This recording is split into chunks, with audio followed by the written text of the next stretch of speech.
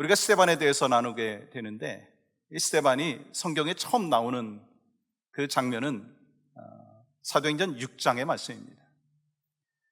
여러분들이 잘 아시는 대로 헬라파 유대인들과 히브리파 유대인들이 그 교회 안에 이 구제에 관한 그 일로 다툼이 생겼고, 또 그 일을 사도들이 다 감당하지 못하기 때문에 사도들을 대신해서 감당할 일꾼 7명을 뽑았는데, 그 중에 한 사람이 바로 스데반 집사님이죠. 스데반이라고 하는 이름의 헬라어의 단어는 스테파노스, 의미는 면류관이라고 하는 뜻입니다. 이 스데반이 헬라 문화에서 자라게 되었고, 이 사도들에 의해서 전한 그 복음을 믿고 또 알고, 그래서 결국 예수 그리스도를 믿는 크리스찬이 되었습니다. 그리고 그는 이 세상의 면류관이 아니라 영원하신 생명의 면류관을 받게 되고, 또한 의의 면류관을 받는 그런 인생을 살게 됩니다. 그는 사도들보다, 나중에 예수님을 믿었지만 사도들보다 먼저 순교하는 이 하나님의 사람이 되었죠. 스데반의 이름에 항상 붙어 다니는 한 단어가 있습니다. 그 단어는 바로 충만이라고 하는 단어예요. 이 사도행전 6장 3절과 5절 말씀 보면 이렇게 기록하죠. 형제들아, 너희 가운데서 성령과 지혜가 충만하여, 5절, 믿음과 성령이 충만한 사람 스데반과, 또한 8절과 55절은 이렇게 기록합니다. 은혜와 권능이 충만하여, 성령 충만하여. 그러니까 스데반에게 따라오는 단어, 성령의 충만함인데 믿음이 충만하고, 또한 은혜가 충만하고, 지혜가 충만하고, 권능이 충만했다라고 하는 것입니다. 그렇기 때문에 스데반은 자신을 불법으로 신문을 하고 거짓 누명을 씌워가지고 돌로 치고 그런 자들을 향하여서 감정이 흔들리지 않았어요. 담대하게 이스라엘 사람들의 불순종을 지적하고 있습니다. 왜냐하면 성령님께서 그의 마음을 다스려 주시고 주장하고 계시기 때문인 것이죠. 그러므로 여러분, 성령의 충만함이라고 하는 것은 은혜가 충만한 것이고 하나님의 역사가 충만하게 나타나는 것입니다. 그런 의미에서 혹시 여러분 중에 자기의 그 마음을 절제하지 못하고 자기의 감정을 조절하지 못하고 막 불쑥불쑥 화를 내는 그런 분들이 혹시 있습니까? 여러분, 그런 분들은요, 성령 충만하지 못하다라고 하는 증거입니다. 성령에 충만하지 아니하고 인간의 생각과 죄성으로 가득 차 사람의 삶의 모습이 나타나게 되면 사람에게 집중하게 되는 것이고요, 문제에게 집중하는 거예요. 나를 불편하게 하고 힘들게 하는 그 사람에게 집중하고 그 문제에 집중합니다. 그럼 뭐가 생기겠어요? 미움이 생기고 원망이 생기고 불평이 생기고 악한 마음이 생기고 서로 다투고 싸우고 험담하면서 담을 쌓고 지나가게 된다는 거예요. 그러므로 여러분, 평상시에 믿음 좋은 성도 같은데 불쑥불쑥 자기 감정을 절제하지 못하고 감정을 조절하지 못하고 화를 내고 그렇게 살아간다면 성령 충만하지 못한 거예요. 근데 여러분, 스데반을 보면 이 거짓 고소를 받았고 신문을 받는 과정 가운데 그의 얼굴이 어떻다겠습니까? 천사의 얼굴과 같았다고 말씀하고 있어요. 그가 표정 관리하기 위해서 그냥 이렇게 천사의 얼굴과 같이 하려고 했던 것이 아닙니다. 그 중심에서 솟아나오는 성령의 충만한 은혜가 있었기 때문인 것이죠. 그렇기 때문에 우리의 감정을, 우리의 마음을 온전히 성령님께서 주장하게 한다면 우리는 상황을 뛰어넘는 성령님의 역사하심을 우리가 경험하게 된다는 거예요. 그러한 은혜가 여러분과 저에게 있기를 간절히 소망합니다.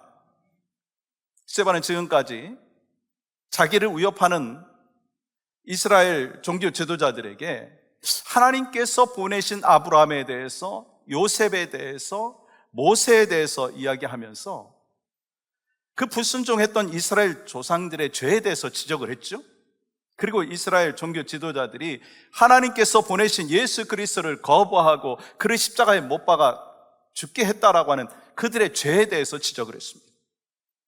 그리고 오늘 본문에서는 이스라엘 종교 지도자들을 향하여서 당신들도 당신들 조상들과 같이 성령을 거스른다고 더 강력하게 책망을 하고 있어요. 근데 그들의 마음의 상태가 지금 어떤지 아십니까? 51절 말씀 보세요. 목이 곧고 마음과 귀에 할례를 받지 못한 사람들아. 여기서 목이 곧다라고 하는 것은요, 완고하고 고집스럽다는 거예요. 하나님의 뜻과 하나님의 명령에 순종하지 아니하고 자기들의 길을 고집하고 있는 그 애티튜드를 얘기하는 거예요. 그리고 마음과 귀에 할례받지 못했다라고 하는 것은 하나님의 말씀을 듣고 순종하려고 하는 마음이 없다라고 하는 것을 지적하고 있는 것입니다. 여러분, 지금 스데반이 계속해서 설교하고 있는 이 핵심이 뭔지 아세요? 순종과 불순종에 대해서 말씀하고 있어요. 믿음과 불신앙에 대해서 말씀하고 있어요. 가장 핵심 포인트는 이 불순종의 그 사건들이 과거에만 있었던 것이 아니라고 하는 거예요. 지금 이 설교를 듣고 있는 이 사람들은 구약 성경을 잘 알고 있었고 스데반의 설교도 들었습니다. 그리고 오늘 본문에 보니까 말씀을 들었는데 듣는 것으로 그치지 아니하고 그들의 마음이 어떻다고요? 찔렸다는 거예요. 54절 말씀 보세요. 그들이 이 말을 듣고 마음에 찔려. 스데반이 지금 설교하고 있는 이 내용에 대해서 그들은 들었고 마음에 정확히 꽂혔다라고 하는 거예요. 하나님의 말씀이 그들의 마음에 찔렸다는 거예요. 그것도 관역 정중앙에 꽂혔다라고 하는 것입니다. 그러니까 산헤드린 사람들은 스데반이 설교를 할 때 설교를 남의 이야기로 듣는 것이 아닙니다. 자신들에게 하는 말씀을 알아들었다는 거예요. 말씀이 빗나간 것이 아니라 자신들과 상관없는 것이다라고 생각하지 않았다는 것입니다. 분명히 내게 주시는 말씀이다. 아, 저 사람은 지금 나를 향하여 말씀하고 있구나. 화살이 관역에 정확하게 꽂혔다라고 하는 거예요. 여러분, 마음에 찔렸다라고 하는 것은요, 자신에게 하는 그 말인 것을 알아들었다라고 하는 것입니다. 근데 문제는 그것이 다가 아니라고 하는 거예요. 하나님의 말씀이 찔렸다 한다 할지라도 그 다음에 어떻게 반응하느냐라고 하는 게 중요합니다. 그들은 마음에 찔림은 있었지만 그 귀한 말씀을 듣고도 거부했어요. 리젝트했어요. 오히려 화를 내고 그 좋은 말씀을 하고 있는 이 스데반을 향하여 돌을 던지고 죽이려고 하는 거예요.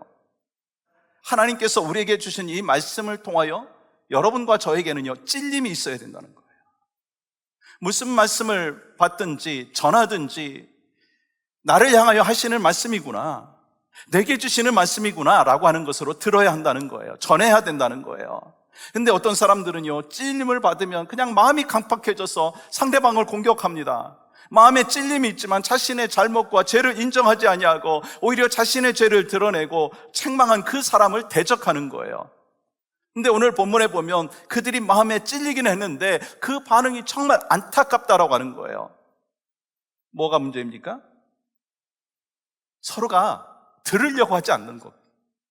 그렇기 때문에 싸운다라고 하는 거예요. 자기 말만 하는 거예요. 당신 이야기는 아무리 들어봐도 소용이 없어. 그러면서 남의 이야기를 전혀 듣지 아니하니까 거기서 싸움이 시작되어지고 다투고 상처가 된다는 거예요. 근데 놀라운 것은요, 여러분, 오늘 본문에 나와 있는 이 공회에 있었던 모든 사람들이 하나님을 알았어요. 하나님을 믿었어요. 그리고 섬긴다고 하는 사람들입니다. 근데 그들은 하나님의 말씀을 안다라고 하는 그 대제사장들이고 바리새인들이고 사두개인들이고 율법학자들입니다. 그들은 종교적으로 높은 자리에 있었지만 목이 곧고 마음과 귀가 할례받지 못했다라고 하는 거예요. 여러분, 똑같은 맥락에서 사도행전 2장의 말씀에 보면 베드로가 설교를 하는데 역시 그 마음에 찔렸다라고 하는 단어가 나옵니다. 베드로가 설교를 하는데 거기에는 유대인 3,000명이 모여 있었습니다. 베드로가 뭐라고 합니까? 너희가 예수 그리스도를 십자가에 못 박았다. 여러분, 누가 실제로 예수님의 그 십자가에 못을 박았습니까? 로마 군병들 아닌가요? 조금 더 책임이 있다면 빌라도일 것이고 가야바일 것이고 뭐 좀 더 나아가면 가룟 유다 아닙니까? 근데 그 3,000명이 무슨 잘못이 있다고 그들을 향하여 너희가 예수님을 십자가에 못 박았다라고 이야기를 할 수 있겠느냐라고 하는 거예요. 만약에 여러분과 제가 그 현장에 있었다면 뭐라고 하겠습니까? 말 조심하십시오. 아니, 우리가 언제 예수님 십자가에 못 박았습니까? 뭐 증거 있습니까? 뭐 그렇게 얘기할 수도 있을 것입니다. 근데 성경은 뭐라고 말씀합니까? 맞습니다. 내가 예수님 죽였습니다. 그리고 그 말씀이 그들의 마음에 화살이 되어서 꽂혔을 때 그들은 반항하지 않았습니다. 형제들아, 우리가 어찌할꼬? 우리가 어찌할꼬? 자신의 죄를 인정하며 회개함으로 주님 앞에 나갔습니다. 여러분, 똑같은 말씀이지만 어떤 사람들은 막 격분하고 이를 갈고 적대감을 갖는데 어떤 사람들은요 가슴에 찔렸다라고 하는 거예요. 여러분, 사실 우리도 마찬가지입니다. 하나님의 말씀을 듣고 보고 안다고 하지만 내 마음에 찔리고 그러면서 내 죄를 지적하는 그 하나님의 말씀을 들었을 때 어떻게 반응하느냐라고 하는 거예요. 나의 잘못을 철저하게 인정하고 회개합니까? 아니면 마음에 찔림이 있지만 변명하고 잘못을 인정하지 아니하고 오히려 책망하고 있느냐라고 하는 거예요. 여러분과 저는요, 하나님의 말씀이 우리에게 들려올 때, 마음에 찔림이 있을 때 귀를 열고 가슴을 열고 들으셔야 되는 줄로 믿습니다. 유대인들의 지혜서인 탈무드에 보면 사람을 세 종류의 항아리로 비유했습니다. 세 종류의 항아리. 여러분은 어떤 케이스인지 한번 생각해 보세요. 첫 번째는요, 거꾸로 된 항아리 같은 사람. 항아리가 있는데 거꾸로 되어 있는 항아리 같은 사람이에요. 여러분, 아무리 은혜 소낙비가 내린다 한다 할지라도 항아리가 거꾸로 되어 있으면 그 안에 은혜를 담을 수가 없어요. 근데 그런 사람들이 있다는 거예요. 혹시 여러분 가운데 그런 분이 있지 않습니까? 두 번째는요, 항아리를 똑바로 놓은 사람이에요. 모든 것을 받아들여서 참 좋기는 한데 문제가 있습니다. 그 안에 오물도 같이 들어가는 거예요.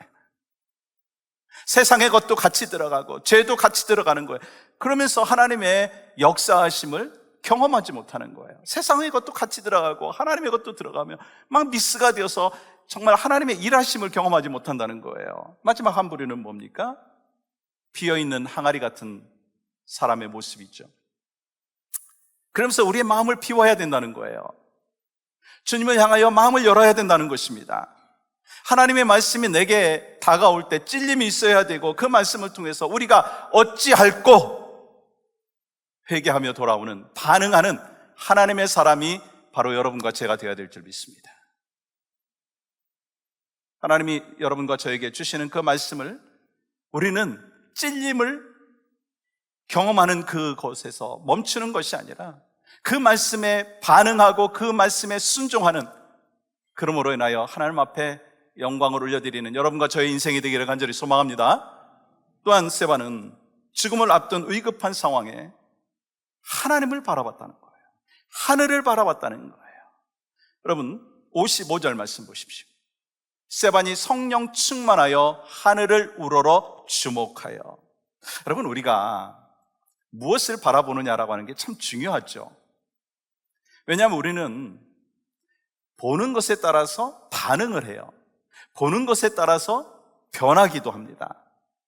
심은 대로 거두기 때문이죠. 그래서 날마다 혹시 여러분 가운데 삼류 드라마를 계속 보시는 분이 있다면 그분은 삼류 인생을 살아갈 수밖에 없어요. 음란한 것을 계속하게 해서 보게 되면 음란한 인생을 살 수밖에 없다라고 하는 거예요. 왜요? 심은 대로 거두기 때문에. 그래서 예수님께서는 뭐라고 말씀하시냐면 위의 것을 찾으라고 말씀하셨고 땅의 것을 생각하지 말라고 말씀하셨어요. 무슨 말씀이냐면 우리의 관심을 일시적인 것에 두지 말고 우리의 관심을 영원한 하나님 나라에 두어야 된다라고 하는 거예요. 그래서 사도 바울은 고린도후서 4장 18절에서 이렇게 표현을 했습니다. 우리가 주목하는 것은 보이는 것이 아니요 보이지 않는 것이니 보이는 것은 잠깐이요 보이지 않는 것은 영원함이라. 아멘. 왜 우리가 위의 것을 찾아야 합니까? 왜 우리가 이 땅에 살아가면서 하늘나라를 바라봐야 되느냐는 거예요. 사도 바울은 골로새서 3장 3절에서 이렇게 말씀하고 있습니다.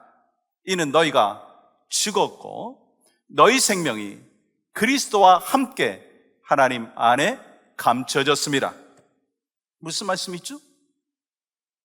예수 믿는다는 것이 무엇인가라고 하는 것을 말씀하는 것인데, 예수 믿는다라고 하는 것은요 죽은 거예요. 정확히 말하면 내 가치관이 바뀐 것입니다. 그러므로 우리는 예수 믿는 순간 세상에 대해서 죽은 거예요. 세상의 쾌락과 세상의 욕심과 세상의 그 물질에 대해서 죽은 것입니다. 여러분, 죽은 사람 보셨어요? 보셨나요? 저만 본 것 같아요. 죽은 사람 보면 아무리 맛있는 음식을 차려놓았다 한다 할지라도 음식 먹을 수 있나요? 못 먹어요. 아무리 즐거운 얘기, 재미난 얘기를 해도 웃을 수 있나요? 없어요.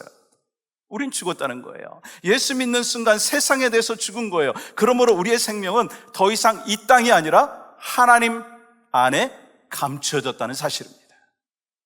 그러므로 성경은 말씀합니다. 우리의 생명이 보이지 않아서 그렇지 세상 사람들이 꿈도 꿀 수 없는 영원한 생명이 하나님 안에서 감춰져 있다. 이것이 바로 우리가 이 땅을 바라보지 아니하고 하늘나라를 바라보며 살아가야 되는 이유인 것입니다. 그러면 질문해 볼까요? 여러분과 저는 얼마나 하나님을 바라보며 살고 있습니까? 천국을 얼마나 소망하면서 바라보고 살고 있습니까? 여러분, 스데반은 아주 극한 상황에서 하늘나라를 바라봤다고 55절 이렇게 기록하고 있습니다. 스데반이 성령 충만하여 하늘을 우러러 주목하여. 그러면 아니, 스데반이 어떻게 이런 극한 상황 속에서 하늘나라를 볼 수 있었을까라고 하는 것입니다. 어떻게 그렇게 볼 수 있었을까요? 평상시에 스데반이 하늘나라를 바라보면서 살았기 때문인 것입니다. 그러면 여러분과 저에게 또 질문해 봅니다. 여러분과 저는 얼마나 매일의 삶 가운데 하나님을 바라보고 있느냐는 거예요. 우리의 삶의 현장에서 얼마나 이 땅에 살지만 하나님 나라를 바라보고 있느냐라고 하는 거예요. 56절 이렇게 또한 말씀합니다. 말하되 보라, 하늘이 열리고 인자가 하나님 우편에 서신 것을 보노라.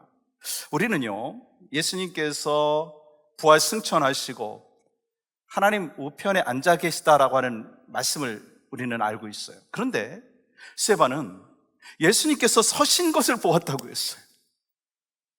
이에 대해서 벵갈이라고 하는 유명한 신학자가 이렇게 이 구절을 해석을 했습니다. 예수님께서 왜 서셨는가? 예수님께서 스데반을 환영하기 위해서였다. 예수님께서 스데반을 보고서 너무 막 감격스러우셔서 앉아서 천국에서 환영할 수가 없고 일어서셔서 환영하셨다는 거예요. 그만큼 스데반이 예수님께 기쁨이 되고 영광이 되었다는 거예요. 저는 이 말씀을 묵상하면서 그런 소망이 생겼어요. 여러분한테도 그 소망이 있기를 원합니다. 우리도 언젠가 이 땅을 떠나게 될 거 아니에요. 안 떠나실 거예요? 떠나시게 될 거잖아요. 떠나면 어디로 갑니까? 예수 그리스도를 구주로 영접한 하나님의 사람은 갈 곳이 한 곳입니다. 천국입니다. 천국에 갔을 때 주님이 우리를 어떻게 반기실 것인가? 저는 이 말씀을 보면서 우리 주님이 일어서셔서 야, 너 참 수고했다. 정말 너 착하고 충성된 종의 삶을 살았다. 그런 칭찬이 있기를 원합니다. 한 분만 아멘 하셨어요. 우리 모두 아멘이십니까? 아, 경섭아, 너 정말 수고했다. 아, 정말 힘든 여러 가지의 삶의 여건 속에서도 목회 현장에서 참 수고했다.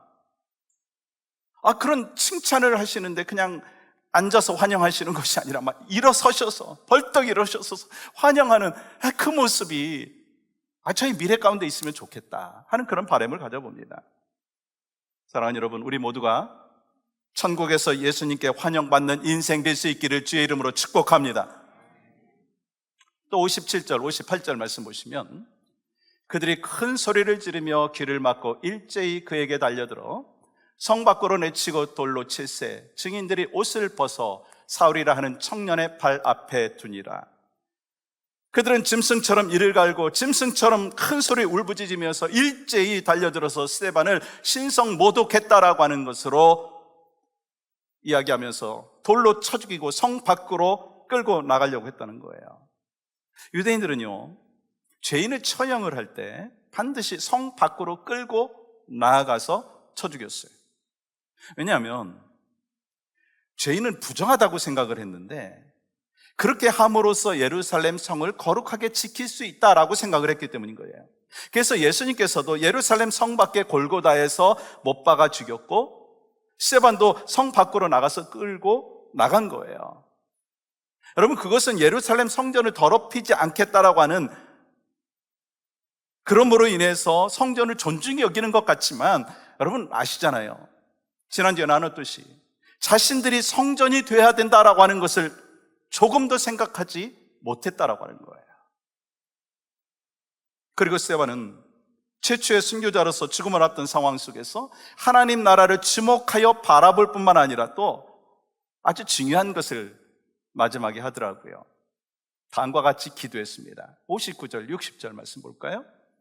같이 한번 읽겠습니다. 시작. 그들이 돌로 스데반을 치니 스데반이 부르짖어 이르되 주 예수여 내 영혼을 받으시옵소서 하고 무릎을 꿇고 크게 불러 이르되 주여 이 죄를 그들에게 돌리지 마옵소서, 이 말을 하고 자니라.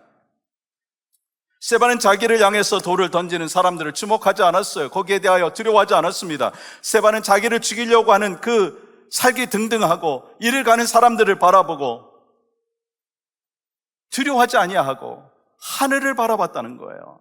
하나님을 바라봤다는 거예요. 그러면서 두 가지 기도를 하죠. 주 예수여 내 영혼을 받아주시옵소서. 주여 이 죄를 저들에게 돌리지 마옵소서. 여러분, 이 기도의 내용이 어디서 많이 들어본 것 같지 않습니까? 예수님께서 십자가에서 드렸던 기도입니다. 누가복음 23장 46절 말씀 보시면 예수께서 큰 소리로 불러 이르시되 아버지 내 영혼을 아버지 손에 부탁하나이다 하고 이 말씀을 하신 후 숨지시니라.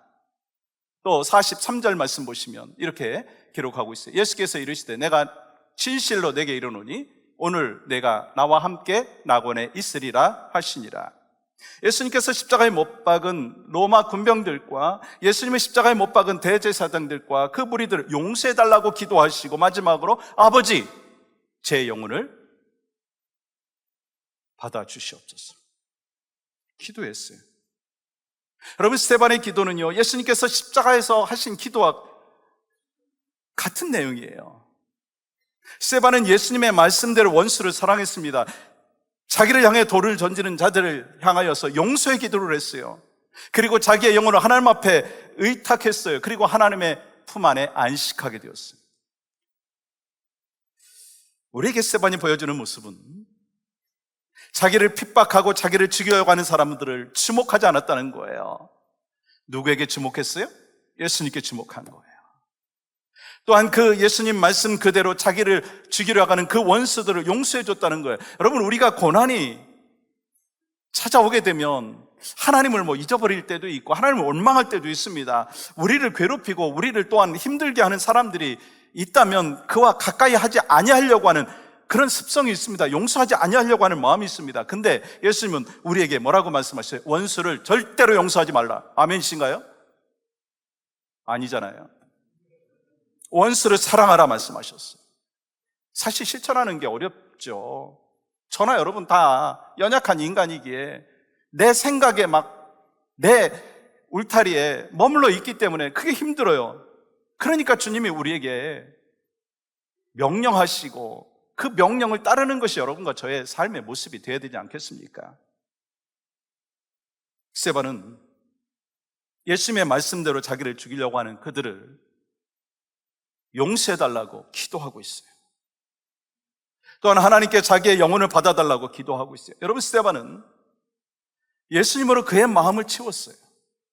저는 이 모습을 보면서 여러분과 저의 마음에 무엇이 채워져 있는가라고 하는 것을 한번 생각해 보았으면 좋겠다라고 하는 마음이 들었어요. 이 대강절 세 번째 주일을 지나고 이제 성탄 주일이 다음 주가 되는데 여러분과 저의 마음에 뭐가 채워져 있느냐라고 하는 거예요. 예수님의 말씀이 우리 가운데 채워지기를 원하고 하나님이 우리 삶 가운데 늘 역사하심의 은혜가 채워지기를 간절히 소망합니다. 여러분, 그것이 힘들고 어렵지만 예수님처럼 스데반처럼 우리를 괴롭히고 원수를 정말 사랑하지 못할 그런 환경에 있음에도 불구하고 주님이 말씀하셨기에, 주님이 그렇게 사셨기에 우리가 그렇게 살기 위해서는요 우리가 예수님으로 가득 차야 되는 것이고 예수님을 주목했던 스데반처럼 우리가 예수님을 닮아가고 예수님을 본받고 예수님을 따라 살고 예수님 같은 삶을 살아가는 은혜와 복이 우리에게 있어야 되는 것입니다. 가장 중요한 포인트는 뭡니까? 스데반의 죽음은요, 헛된 게 아니었어요. 하나님께서 복음이 예루살렘에 머무는 것이 아니라 예루살렘에서 온 유대로 사마리아로 그리고 땅끝까지 이르러 증거되도록 성도들을 흩으셨어요. 그 계획이 이 스데반의 순교를 통해서 펼쳐지는 것을 보게 됩니다. 여러분, 스데반의 순교로 시작을 해가지고 예루살렘 교회와 온 성도들이 핍박을 받기 시작했어요. 그리고 성도들이 핍박을 피해갖고 각 지역으로 흩어지면서 그 흩어진 그 곳에 예수 그리스도의 그 복음이 전파되었어요. 사마리아와 땅끝까지 이르러 복음의 증인의 사명을 감당하게 되었어요. 여러분, 심지어 어떻게 되었습니까? 스데반을 죽이는 데 있어서 동참했던 바울이 스데반을 죽이는데 우두머리였던 그 바울이 사도가 되어서 이방인의 사도로 그리고 예수 그리스도의 복음을 위해서 자신의 목숨을 바치는 것을 보게 됩니다. 우리도 마찬가지예요. 예수님을 따라 살아가면서 예수님을 닮아가고 예수님을 위해서 죽는 삶, 그것이 가장 복된 삶이고 가장 아름다운 삶인 줄 믿습니다. 그러니까 그날까지 우리 찬송가 288장의 고백이 여러분과 저의 고백이 되었으면 하는 마음을 갖고 이 가사를 한번 스크린에 비춰지는데 제가 천천히 읽어보겠습니다. 예수를 나의 구주로 삼고 성령과 피로써 거듭나니 이 세상에서 내 영혼이 하늘의 영광 누리도다. 온전히 주께 맡긴 내 영, 사랑의 음성을 듣는 중에 천사들 왕래하는 것과 하늘의 영광 보리로다. 주 안의 기쁨 누림으로 마음의 풍랑이 잔잔하니 세상과 나는 간 곳 없고 구속한 주만 보이도다. 우리도 스데반과 같이 살다가 언젠가 주님이 부르시면 주님 앞에 가게 될 것입니다. 그때 전 소망하는 마음이 있어요. 말씀드린 대로 천국에서 저를 환영해 주시는데 앉아서 환영하실 수 없어서 참 수고하고 충성한 우리들을 향하여서 일어서셔서 환영하면서 참 수고했다, 나의 사랑하는 자여, 그 칭찬과 웰컴의 메시지가 우리 가운데 있기를 주님의 이름으로 간절히 축복합니다.